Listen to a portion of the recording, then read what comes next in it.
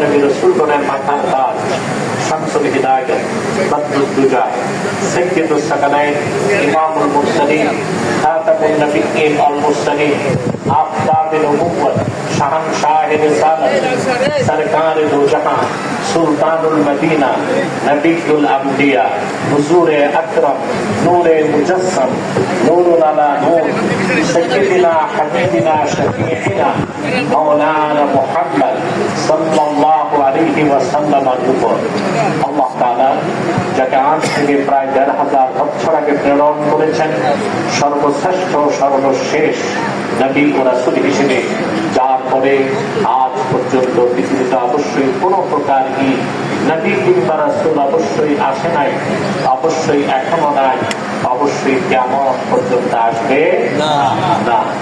সম্মানিত সচিব, আপনারা কর্মব্যস্ততার মধ্যে এসেছেন, আলহামদুলিল্লাহ। আমাদের সবচেয়ে বড় কাজ সালাতুল জোহর আমরা আদায় করেছি এবং একটা বড় জামাত হয়েছে, আলহামদুলিল্লাহ।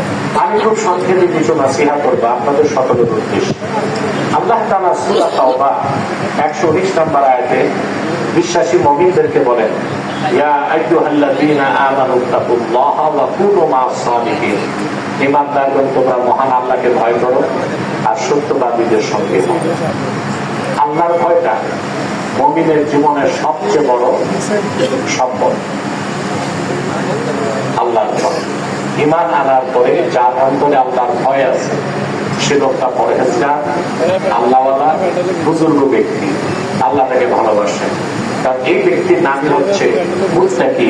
বলেন সুবহানাল্লাহ। মুমিনের